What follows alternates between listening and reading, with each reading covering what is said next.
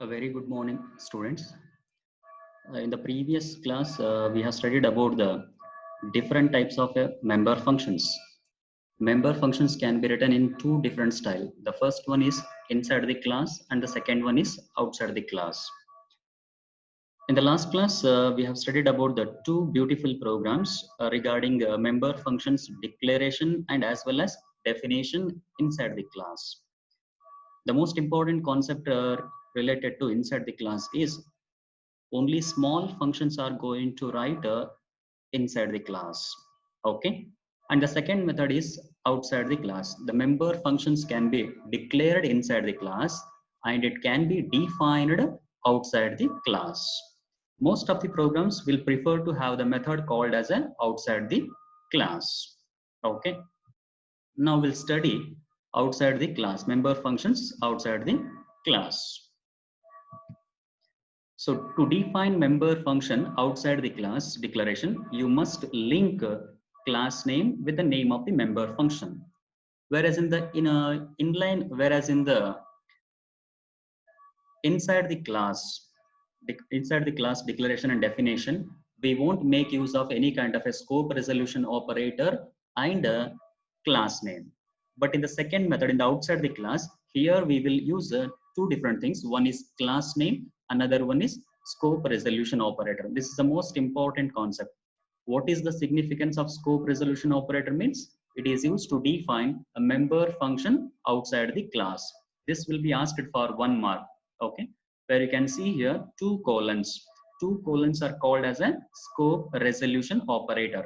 Scope resolution operator is used to define member function outside the class. Do remember, member functions are declared inside the class, but they are defining outside the class.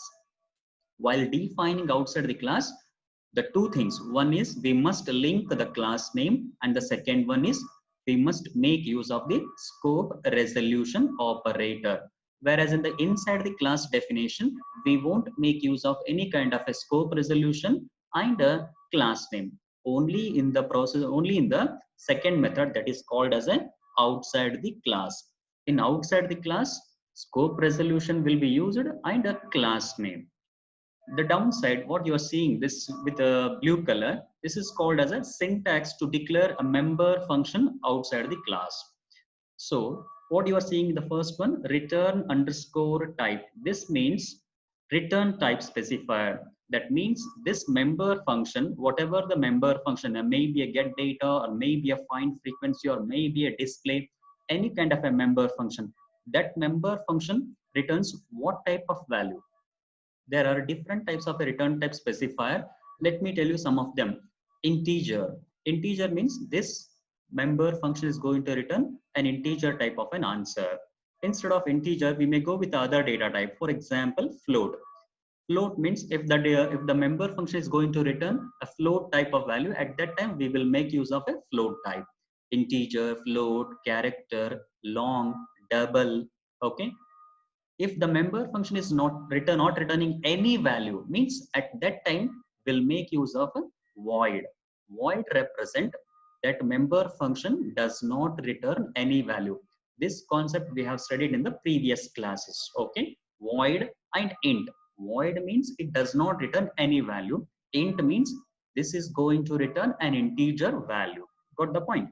Next, I'll move on to the next segment, class underscore name. We must link the class name. As I said earlier, during the process of outside the class definition, we will make use of the class name and as well as scope resolution operator. Class name. For example, let me take the first program example. What was the class name in the first program? Frequency. Frequency was the class name. In the second program, inserting an element. In that program, insertion was the class name. In the third program, recently explained, the third practical program, that is a deletion. In that program, we took deletion was the class name.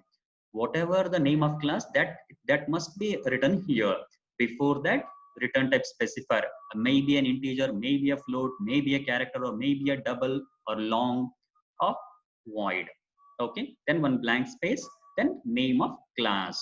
After that, there you can see two beautiful colons. Those two colons are called as a scope resolution operator. Do remember, this is most important. Scope resolution operator, that is used to define member function outside the class. The question will be like this in the exam. What is the significance of scope resolution operator? It is used to define member function outside the class. Okay. Most of the time, this question has been asked in the previous question papers for 1 mark. Then after the 2 colons, we have a member function name. That means, as I said, in most of the program, we'll prefer to have a 3 to 4 member function. Let me take the first programming example, practical program. In that programming example, how many member functions are there? There are 3 member function. Let me tell you one by one. Okay, the first member function was void get data member function. Second one, void find freq member function, and third one, void display member function. Okay, there were 3 member function. Those 3 member function does not return any value. That is why we are using the keyword as void. Before the function name, we are using void. Void get data, void find freq, void display. Okay, 3 member functions. So that member function name must be mentioned here. For example, if it is get data, I supposed to write here get data, otherwise find freq, otherwise display, otherwise compute, whatever the name of the member function. Okay. After the member function name, here we have an opening of flower bracket. There inside the parenthesis, we have argument 1, comma argument 2, comma argument 3, dash, dash, dash, and argument n. Close parenthesis, we don't have any kind of a semicolon here. So these are written inside the parenthesis represents the arguments or parameters. Okay, whatever the value or whatever the variable which has been passed from a main program to this member function. You may pass 1 argument, you may pass 2 arguments, or you may pass some constant value as well as. Okay, so whatever the value which has been passing from main program to this member function, that we need to mention here. Sometimes I may have 1 argument, sometimes I may have 2 arguments. I will tell you one example. During the process of data structure chapter, in that chapter, we were discussed about what are the operations of stack. There are some 5 to 6 operations. Okay, I'll tell you one by one. Stack function. The second one, push of what? Push of item. That means push is a member function. That means to perform an insertion operation. Inside the parenthesis, you have item. That means that push member function is having how many arguments? There in the example, only 1 argument. Depending upon the program, we'll make use of the argument. Close parenthesis, and we don't have any kind of a semicolon for the function definition. This particular line is called as a function definition. Okay, function definition does not end with a semicolon. In the next line, open flower bracket, function body. That means some executable statements, maybe as input output statement, maybe assignment statement, or maybe any kind of a computation, or maybe any kind of a comparison statements. Those all statements are enclosed within the pair of flower brackets. This is what the opening flower bracket, and this is what the closing flower bracket.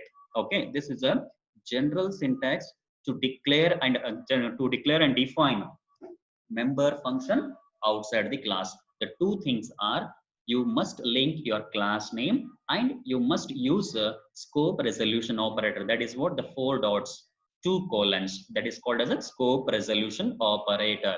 Once again, I'll repeat the definition of a scope resolution. Question: what is the significance of scope resolution operator? It is used to define a member function outside the class. At that time, we'll make use of scope resolution operator. Okay, and next I'll move on to the next slide. Okay, here you can see a simple C++ program which makes use of the concept of a member function inside the class and as well as outside the class. Okay, so there are 2 different member functions were used in this program. One is get data, another one is put data. Before that, let me explain one by one, line by line. So first, hash include within the angle bracket. What is this? iostream.h, input output stream header file. Okay. Next, what is the name of class in this program? The name of class is item. Then comes the next open flower bracket. Some data members were used. How many data members were used? Two data members. The first one is the number. Second one is the cost. Number is a data member of type integer. Cost is another data member that is of type float. That means total two data members. One is belongs to integer. Another one belongs to float. These two data members were declared under which access specifier? Private access specifier. Okay. Next comes, there are two member function. This void one blank space get data. Inside the parenthesis, how many arguments are there? There are two arguments. One is integer type, another one is float. A is an argument that is of type integer. B is an argument that is of type float. Okay. One more member function, that is put data. Do remember, you just observe the first line and the second line. This first line is declared inside the class. Second line is a second member function declared and as well as defined inside the class. I'll repeat once again. This first line, what you are seeing, this void one blank space get data inside the parenthesis int a comma float b close parenthesis end with semicolon. This particular line is called as a member function declared inside the class. They are just declared and they are going to define outside the class. But the second line, void one blank space put data member function, there are no arguments where you can see clearly it's an empty arguments and no semicolon here. This particular statement is called as a member function declaration and as well as definition. That is what we'll call it as a member function declared and defined inside the class. Okay. In this program, two member function, one is get data, another one is put data. Put data is a member function that is declared and defined inside the class. And the second one, get data of int a comma float b, that member function declared inside the class, but they are defining outside the class. Okay. Now we'll start how this C++ program execution starts. So the C++ program execution starts from which line? Int main. Okay. See here, 1 minute. Int main. So this main function is going to return what type of value? An integer value. An integer value is going to return this main function. That is why the return type specifier is int instead of void. If I am using void means the main function does not return any value. So in this example, I'm using integer. That means this main function is going to return an integer value. Next, open flower bracket. What do you call this line? This line is called as a creation of an object. Okay, you are creating an object. What is the name of class? Item. Item is the name of class. X is a user defined object. Do remember, once again I'll repeat. Item is the name of class. X is a user defined object. Okay. Next line. If you want to write CLR you can write. Okay. X is an object name. Dot is a member access operator. I'll repeat once again. X is a object name. Dot is a member access operator. Get data is a member function. Inside the parenthesis, how many values are there? There are two values. One is 250, comma, another one is 10.5. Okay, you need to observe those two values. 250 is a integer value. 10.5 is a float value.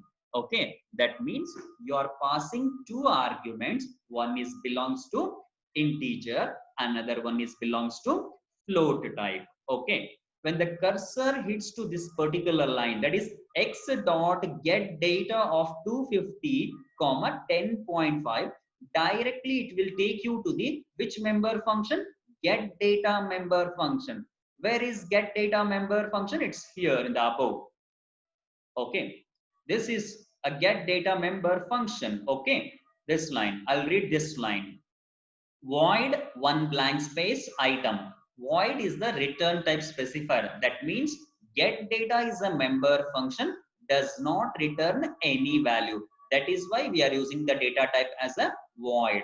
Item is a class name, where you can see here clearly item is a class name. Same thing, item is a class name. After that, what we are using here? Scope resolution operator. There are two colons are using. Those two colons are called as a scope resolution operator. You need to remember and recall that.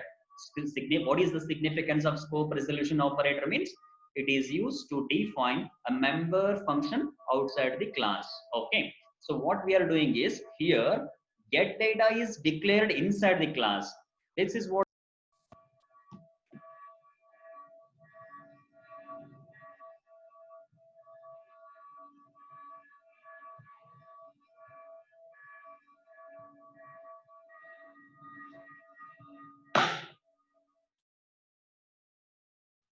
Okay, so void is the return type specifier.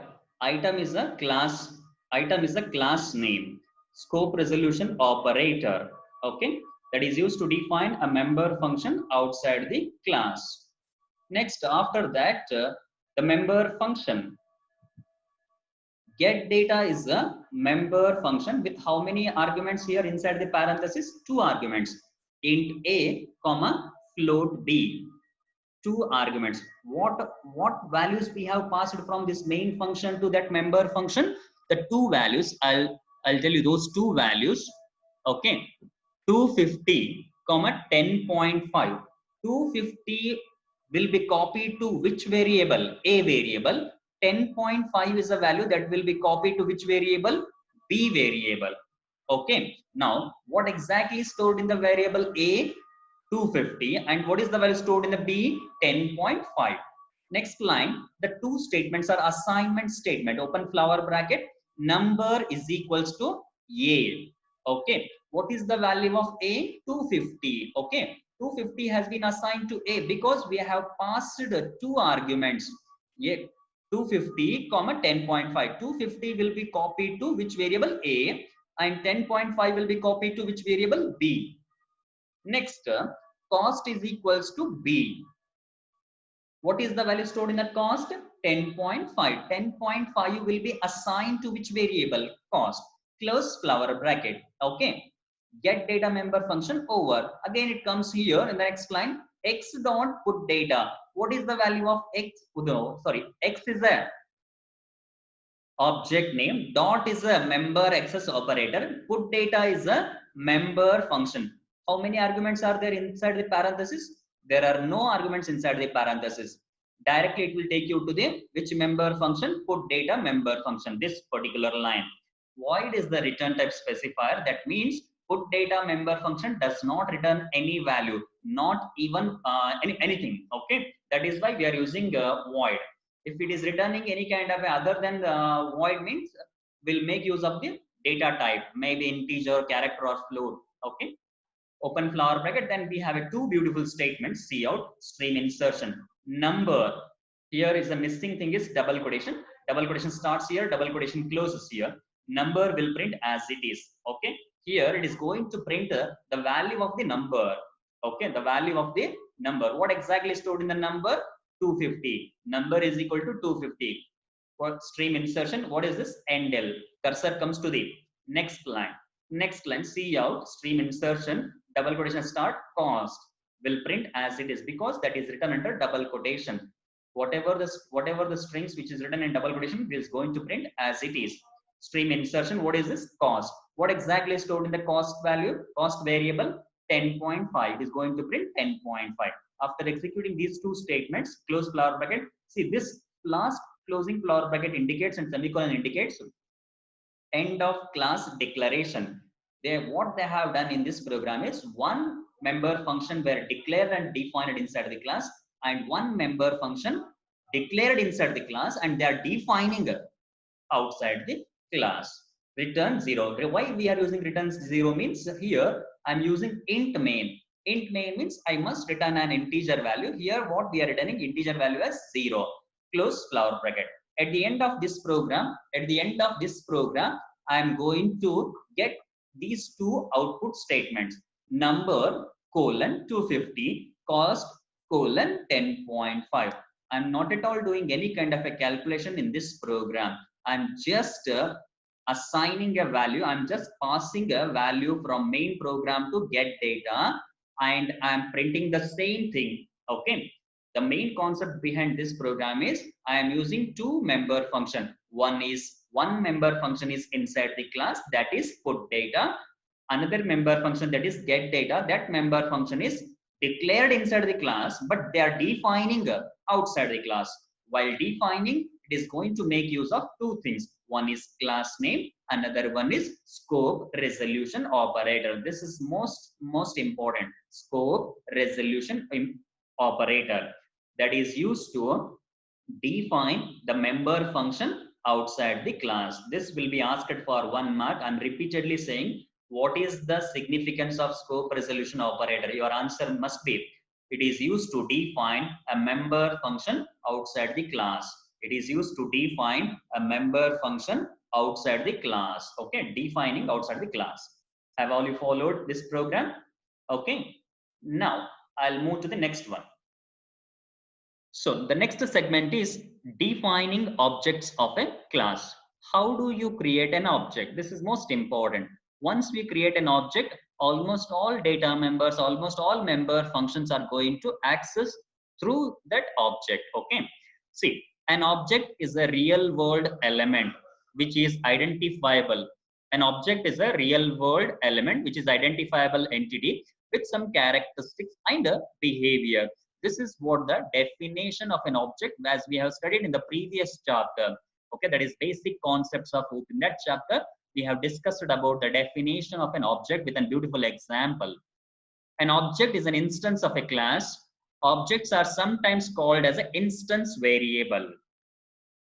An object is normally defined in the main function. This is most important. The question will be asked, where exactly you are going to create an object? How do you create an object? Okay, we will create an object in the main function with the help of class name. Okay, so an object is normally defined in the main program. If someone comes and asks you, where is object show me, means you must concentrate in the main program. Okay, main program. There only we are going to create an object. First, we'll make use of the class name and we'll create an object. Okay.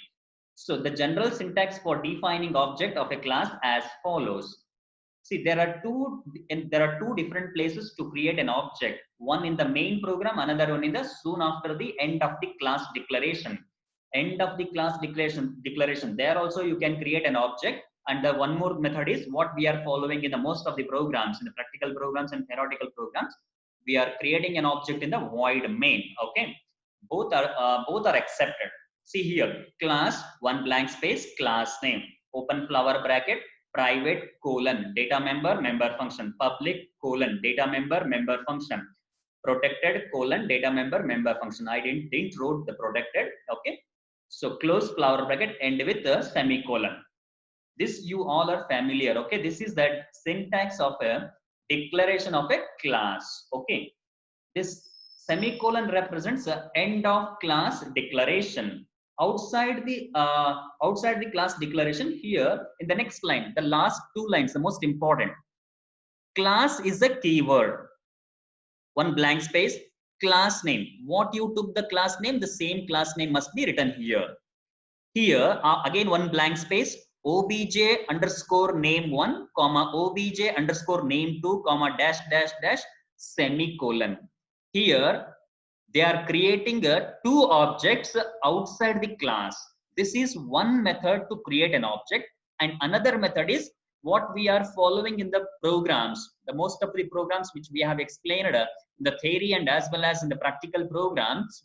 In almost all programs, we are creating an object where We are creating an object in a main function. That is what here in the above statement. An object is normally defined in the main function. Okay. So I'll repeat once again. Class, one blank space, class name. Okay. Open flower bracket. Here what they are doing inside the pair of flower brackets, they are declaring data member and as well as member function. This closing flower bracket and semicolon represents the end of class declaration. Soon after the end of class declaration, they are creating an object. They are creating an object with two objects they are creating. See, we must make use of the keyword called as class, one blank space, class name. What you have taken the class name, maybe a frequency or maybe an insertion or maybe a deletion. Okay, whatever the name of class, the same thing must be used here. Here object name 1 comma object name 2 comma object name 3 dash dash dash and object name n semicolon. Okay, here also you can create an object and in the void main also you can create an object, but most of the time we'll prefer to have a the creation of object in the main program itself. Okay, so where class is a keyword. Okay, if you want to write class, you can use, otherwise you can discard this. This is a optional, that means not compulsory. Okay, instead of this you can discard this. Directly you write a frequency f f1 f2 f3 or fghi or sun moon, like this, whatever you write. Okay, you may create one object or you may create more than one object. Okay, so you can create object in two different places. One, end of the class declaration. Second one is you can create an object in the main program itself. Okay, now I will move on to the next segment. See, this is a programming example. This is not a whole program, it's a part of program. That is, how do you create an object in the end of the class declaration? The following program segment shows how to declare and create an object. So class is a keyword, student is a class name. Okay, we don't have any semicolon here in this line. In the next line, we have an opening of flower bracket. Then comes the access specifier private colon. How many data members are here? There are 4 data members. Rule number is the one data member that is of type integer. Name of 20 is another data member that is of type character data type. The next gender, that is a male or female, that is of type the data type as character. Age is of type integer. These are the 4 data members of type all the data members are declared under which access specifier? Private. Okay, next comes public colon. How many member functions are used in this program? There are 2 member function. Void get underscore data member function. Second one, void display member function. 2 member functions were declared. See, do remember 4 data members and 2 member function. These 4 data members are accessed by only 2 functions. First one is get data, second one is display. These 2 member functions can access those data members outside the class. This is most important. I'll repeat once again. These 4 data member, I'll take the name, rule number, name, gender, and age. These 4 data members were declared under which access specifier? Private. These 4 data members can be accessed outside the class by only 2 member function. The first one is get data member function and the second one is display, because these 2 member functions are declared under which access specifier? Public. Okay, that is why only these 2 people, these 2 member function can access outside the class. This close flower bracket and semicolon represents end of class declaration. Fine. In the same line, this is most important. In the same line, student is the class name. S1 is the object, comma S2 is the object, comma S3 is the object. How many objects they have created? 3 objects. Okay, where in the same line you can see 2 forward slash indicate what? Comment line. Creation of object. I am creating 3 objects. Okay, S1, S2, and S3. These 3 objects of which class? Student class. In the next line, here creates object S1, S2 and S3 for the class student. When an object is created, a space is set aside for it in memory. Do remember, once you create an object, at that time it creates a memory space to store the value. Okay, whatever the value which is given by the user, that will be stored in the particular memory. Once you create an object, say for example, in this example, 3 objects were created, S1, S2 and S3. For S1, so and so memory is allocated. For S2, so and so memory is allocated. For S3, so and so memory is allocated to store the value which is given by the user. Got the point? You can create object here, and one more method what we have followed for the most of the program. You can create object in the main function also. In 2 different places you can create, but most of the time will create an object in the main program itself. Okay, I'll move to the next slide. Another example here, example 2. Okay, what is the name of class here? Num. Num is a class name. Again, open flower bracket. How many data members are there? 2 data members, that is X and Y. X and Y are the data member that is of type integer. These 2 data members are declared under which access specifier? Private. Okay, I'll move on to the next one. Another access specifier called as a public colon. 2 member functions were declared. I forgot to mention here semicolon, please. Okay, you need to mark it as a semicolon here and here. Int sum. Okay, sum is the member function. How many arguments are there? 2 arguments. Int p, comma int q.